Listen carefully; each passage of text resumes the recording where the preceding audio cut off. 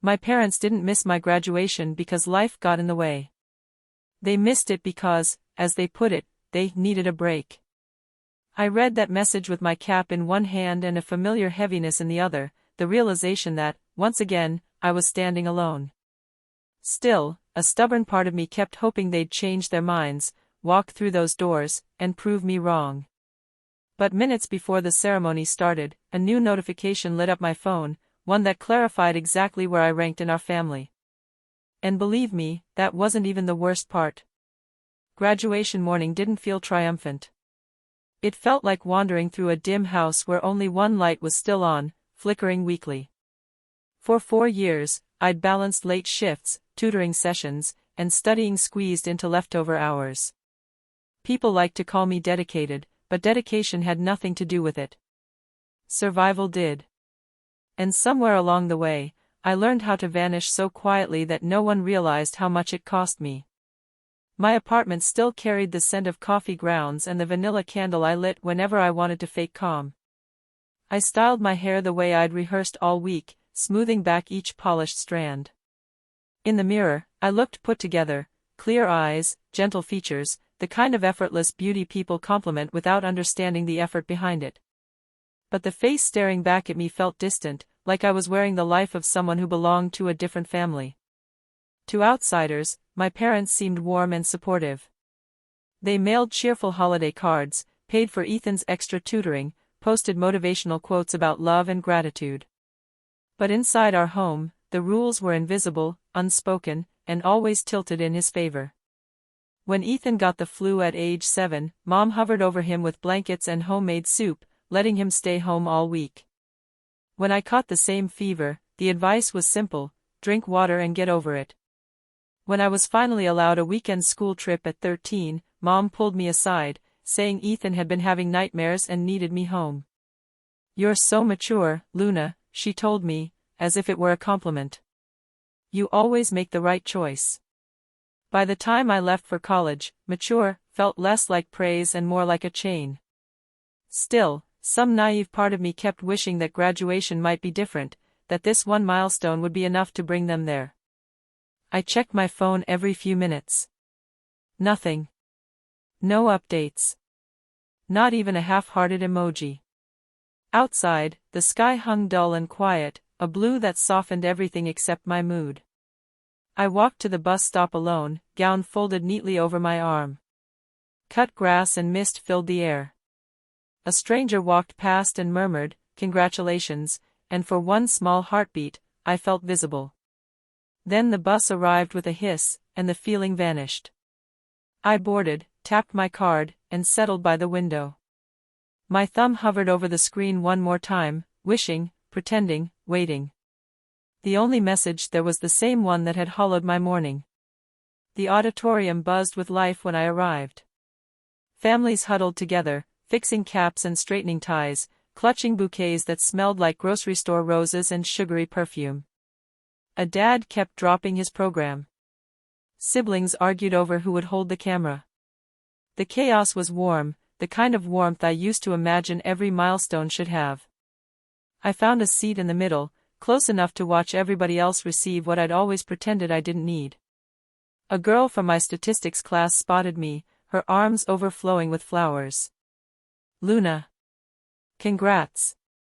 She hugged me and then smiled expectantly. "Where are your parents sitting?" That innocent question cut sharper than anything else could have. "They couldn't come," I murmured. The safest answer. The practiced one.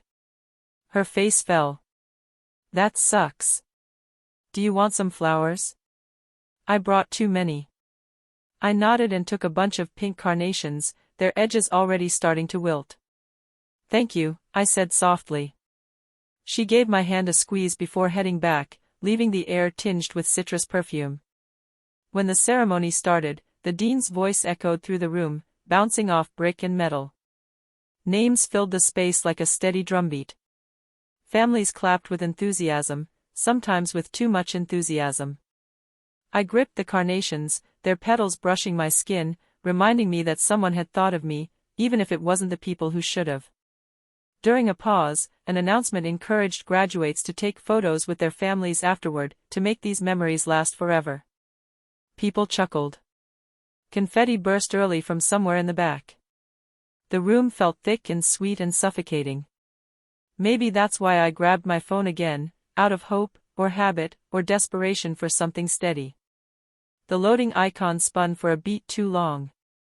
Then the screen finally refreshed. At the top of the feed was a photo of my parents at a sunny restaurant table. Mom in oversized sunglasses, leaning into Dad like they were on a getaway.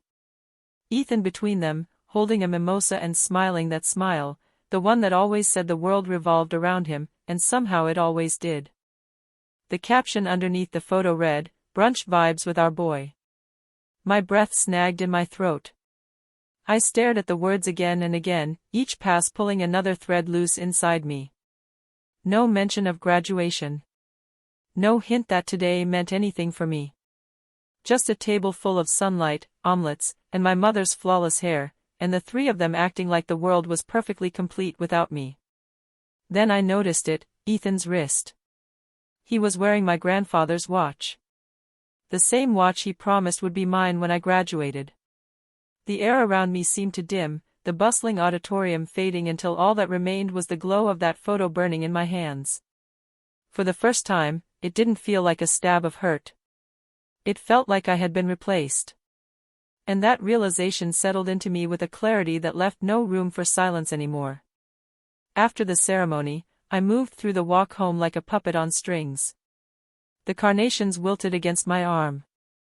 The late afternoon sky had shifted into a heavy gray that made every step feel slower. I let myself into my apartment, dropped the tired flowers on the counter, and sat on the edge of my bed without even removing my gown. The fabric clung to me, a costume from a moment I was supposed to cherish. Instead, it felt borrowed, like I'd been performing a part that wasn't meant for me. I thought the tears would come. Or anger. But nothing did. My mind was unsettlingly clear, sharp as glass. I opened my laptop out of habit, searching for any distraction, emails, assignments, news, anything that didn't echo with my parents' absence. That's when a banner flashed across the screen. "Congratulations, Luna. You have been selected for the Chancellor's Award." I blinked at it, barely breathing. The Chancellor's Award was the highest honor the university gave. Students called home crying over it, made reservations for celebratory dinners, took endless photos. All I could think was, now they'll come. Not because they cared. Not because the achievement mattered to them. But because this award would photograph well. Because it wasn't Ethan being celebrated. Because suddenly I was the shiny thing worth showing off. I pictured my parents in the front row, Mom smiling for the cameras, Dad sitting too straight, Ethan wearing the watch that wasn't his to wear. And in that moment, the silence I'd carried all my life felt like complicity. I shut the laptop, walked to my desk, and opened my notebook. The pages were cluttered with half-finished assignments and lists. I flipped to a blank sheet and pressed my pen down so hard the page beneath it dented. The words came without thought, clean, cold, honest. "This award is for everyone who didn't bother to come." I underlined the sentence twice. For the first time in ages, something inside me clicked into place. Not comfort. Not forgiveness. Just certainty. Let them show up. They were finally going to hear me. The venue for the Chancellor's Award ceremony was nothing like the loud stadium from earlier. It was intimate, elegant, velvet seats, soft chandelier light, curtains the color of red wine. A room built for quiet moments that still carried weight. I arrived far too early, standing backstage with the other honorees like we were arranged for a portrait none of us had prepared for. My palms were dry. My heart was steady. I felt strangely grounded, as if I had stepped into a version of myself I had never met before. I peeked through the curtain 20 minutes before the event began. There they were. Front row. Center. Mom in a dark green dress, hair curled to perfection, lipstick flawless. Dad beside her, sitting tall, wearing that polished expression he saved for public admiration. And Ethan, slouched in his seat, earbuds dangling, scrolling through his phone with total disinterest. Then the light hit his wrist. The watch. Still there. Still his. Still wrong. A cold certainty washed through me, not anger, not sadness, but a final understanding of everything I had been avoiding. They hadn't asked for me. Hadn't checked backstage. Hadn't even tried to find where I was. They were perfectly comfortable sitting there, ready to absorb my achievement as if they had earned it. Ready to wear my moment like an accessory. The ceremony started with soft applause as honorees filed onto the stage. When they called my name, I stepped into the lights, feeling the attention settle around me. I didn't look at my parents. Not once. My focus stayed on the podium, where my speech, neatly printed, wide margins, waited under the clip. Dr. Ames, the professor who had quietly supported my work all year, introduced me. Her voice was warm as she spoke about my research, my tutoring program, my academic record. She used words like perseverance, leadership, commitment. They drifted over me like water I wasn't meant to hold. Because the truth, the real truth, I came here to say was waiting inside my speech, steady as my heartbeat. And when Dr. Ames stepped aside, I finally opened my mouth to speak. I stepped forward as Dr. Ames moved aside, placing my hands on the podium. The wood felt cool under my palms, grounding me. The stage lights blurred the audience into a wash of soft shadow, which made speaking a little easier. I drew in a slow breath, then another. When I finally spoke, my voice came out steadier than I imagined it would. I'd like to start by thanking the faculty, I began, keeping my gaze fixed near the balcony instead of at the people seated below. And the students who challenged me, pushed me, and made these 4 years unforgettable. It was polite. Predictable. Safe. Then I turned to the next page. But there's something else I want to speak about today, something we rarely discuss. A quiet shift rippled through the room. Curious. Waiting. I didn't hesitate. Some students walk across the stage to the sound of cheers, surrounded by flowers, cameras, and overflowing support. And some students reached their milestones in silence. The air thickened, as if everyone was holding their breath. Some people grow up believing love is obvious and loud, I said. But others learn that love can be conditional, shown when it's convenient, withheld when it's not. I didn't need to see the front row to feel the shift happening there, the stiffened shoulders, the sudden alertness, the way the atmosphere tightened like a wire. There are kids who are expected to be the dependable ones, the understanding ones, the strong ones. And each time they step up, someone else steps back, confident the strong one will hold everything together. A few whispers fluttered across the room. It's easy to celebrate the child who shines effortlessly. But it's harder to notice the one who shines despite the weight on their back. I let the next breath settle. This award is not for my family. Someone gasped, a sharp little intake from the back row. It's for the people who didn't show up. The words fell into the room with the weight of metal. Solid. Unavoidable. True. I didn't need specifics. The absence of names made the point even clearer. In the front row, I could feel the freeze, Mom going rigid, Dad leaning forward as if hearing wrong, Ethan finally lifting his eyes from his phone. I kept going, every word balanced and deliberate. It's for the people who supported me without realizing it. My classmates. My professors. And the strangers who offered more kindness than those who share my last name. My voice didn't rise. It didn't need volume, truth carries its own force.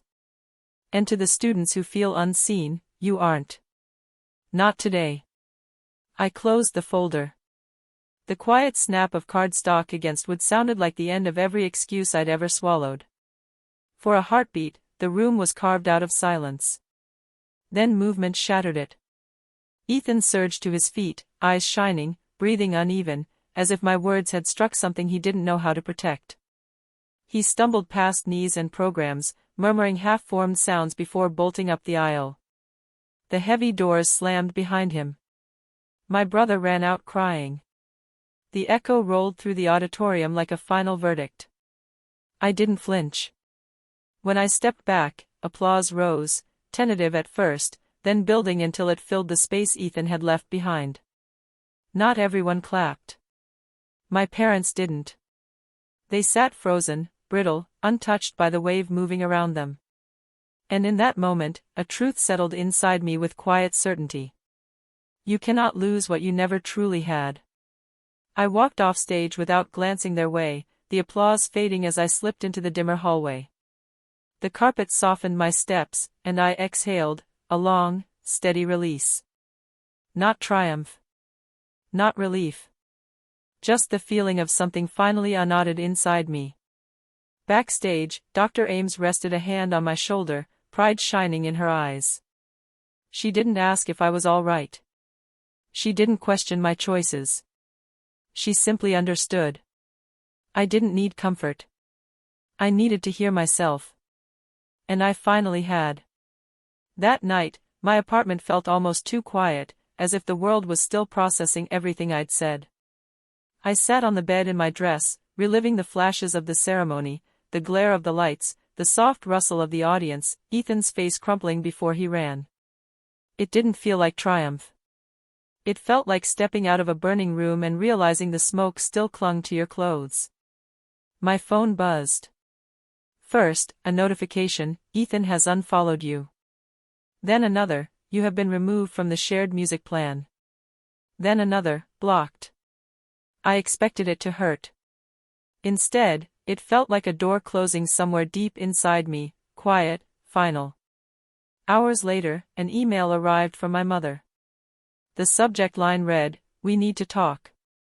The message was filled with long, defensive paragraphs about how I had embarrassed them, how I'd blindsided them, how they'd only ever tried to celebrate me, in their own way.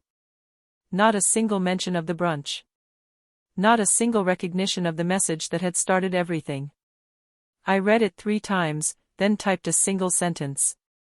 I gave you silence for 22 years. One moment of honesty was the least you deserved. I hit send. No softening. No explanation. The first message that actually struck something inside me arrived the next morning, a photo from my dad. I was 7, covered in mud, grinning while holding a tiny plastic shovel. On the back, he'd written, "We should have been there for you. I'm sorry."